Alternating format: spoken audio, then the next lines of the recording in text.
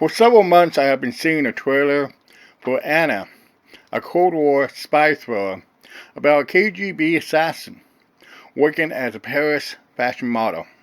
The trailer hints at John Wick, with Keanu Reeves as a relentless assassin, Salt with Angelina Jolie as an embedded KGB asset in the CIA, and Black Widow with Scarlett Johansson as an origin story for the superhero assassin.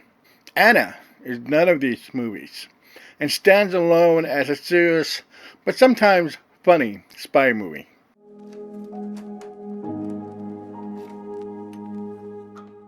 My name is T.D. Reimer and welcome to my channel. Please comment, like, and subscribe, and click on the notification bell to see more videos like this.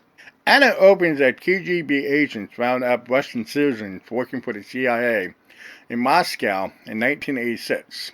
Most are escorted away from jobs or stores. One tried to take cyanide, and another killed in a car accident at the gates of the U.S. Embassy. The last one, an American woman, asked by the head of the KGB, played by Eric Godin, to deliver a personal message to the CIA. Leonard, played by Cillian Murphy, received a package with her disembodied head inside at the CIA. Ever wondered why the Russians were never taken hostage when the Americans were held for years in the Middle East during the 1980s?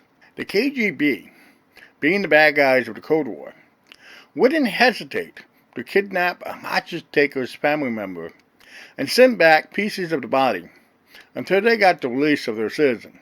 After that happened 2 or 3 times, the hostage takers took the hint to leave the Russians alone and went after the Americans.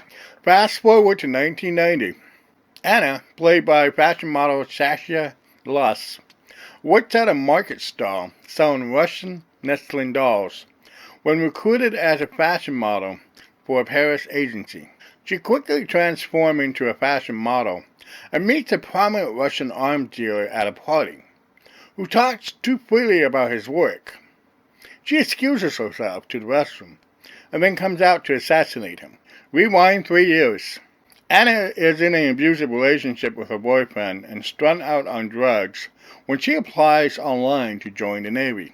One of the criticisms about Anna is that the technology doesn't always sync with a particular year or decade that the movie takes place in. Applying online on a personal laptop with a Windows-style operating system was more likely in the mid-1990s than 1987. The portrayal of technology in most spy movies tend not to be realistic anyway. 3 days later, Anna finds KGB agent Alex, played by Luke Evans, in her apartment. He kills her good-for-nothing boyfriend in front of her and asks questions about her application to the Navy. She joins the KGB with the promise of her freedom after 1 year of training and 5 years of service. Olga, played by Helen Mirren, becomes Anna's handler after her training year and tells her to kill a Russian mob boss in a crowded restaurant within 5 minutes. She has to improvise when she discovers that her gun has no bullets and kills everyone with anything she can get her hands on. The fighting scenes are nowhere as polished as a John Wick movie, but they do get better over time as she becomes an experienced assassin. Although she took longer than 5 minutes to complete the assignment, she's proven that she can get the job done. We get brief flashbacks of the various scenes that already took place from a different perspective that adds insight into what happened. Anna's recruitment as a fashion model was no accident.